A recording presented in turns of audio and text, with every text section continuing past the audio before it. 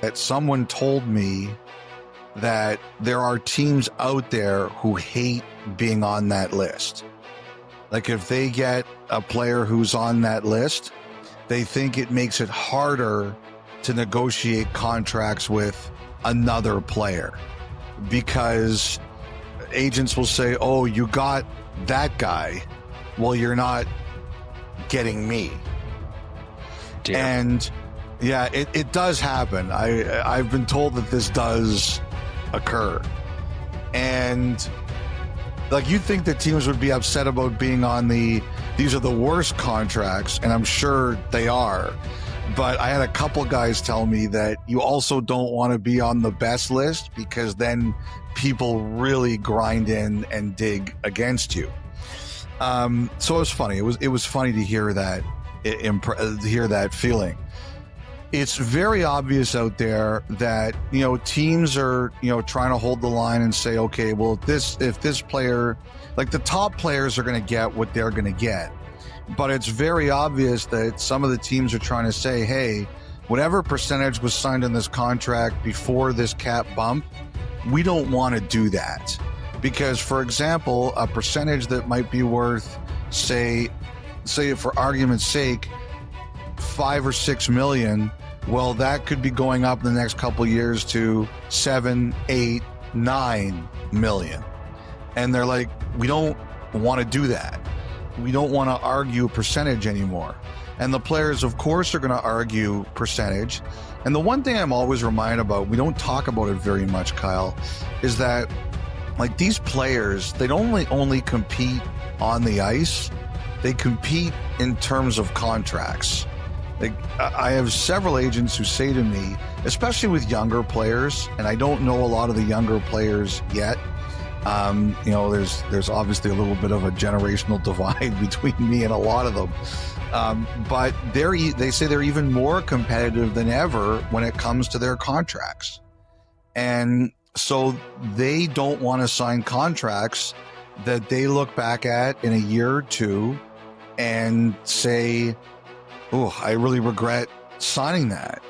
Like the one that, and we'll talk a little bit more about him and his team in a few minutes, but the one that really stood out to a lot of people recently was Dylan Sandberg, who avoided arbitration with the Jets by signing a 3-year deal. And there were a few people who said to me that don't be surprised if you see a lot of players who say, I'll do that, and hit the market again at 29 years old or in that area and see where we go, as opposed to signing a deal with term that I don't like. And look, like, I think a lot of players expect that the two highest salaries after this wave of signings are going to be McDavid and Kaprizov. And look, I don't think anyone's going to have issue. If the Oilers could pay McDavid $50 million, he would deserve $50 million. And Kaprizov is a great player in a great spot to hit it big. So once those players sign, I think you'll see some of those other potential top UFAs next year say, okay, now the top of the market has been set. It's easier for me to find the sweet spot or the comfortable place with the team to go after those two guys are done. We'll see if it turns out that way, but that's kind of what people are expecting. I think with some of the RFAs, it's the same deal. I get Devils fans asking me all the time, what's going on with Luke Hughes? What's going on with Luke Hughes? The Canadiens fans are wondering about Lane Hutson. I just think that with the cap going up, the market is getting reset. I don't see problems getting these guys signed, but I do see the sweet spot for both team and player being a challenge. Everybody just trying to figure out where that is. Lane Hutson, I'm sure initially, the Canadiens probably wanted him to be under Nick Suzuki. And now you look at the deal Noah Dobson just signed. Well, if Lane Hutson's going to sign for term, it's probably going to be up closer to Noah Dobson. And so what's the sweet spot? I just think that we're going through this whole contract reset, and we're still just figuring out exactly where all of this is going to land. But I definitely feel that the teams and the players aren't 100% comfortable yet to say this is where we're going. I think they're still figuring it out, and I think that's why you're still seeing some of these biggest deals not yet signed. It's kind of like when you see the housing market spike in some areas, like a home sold, and then 3 months later, a similar one a few blocks over is now selling for 30% more. And it's like, wait a sec, how did that happen? And the price, and then it just over time in a short period, boom, boom, boom. What would be considered a similar type of home is now over the course of a year or 2 years, just thinking of what the salary cap jumping up as high as it is over the next little bit. I'm sure that's what players are trying to avoid. Those that would be considered in a similar realm in terms of percentage of the cap, depending on when your contract comes due.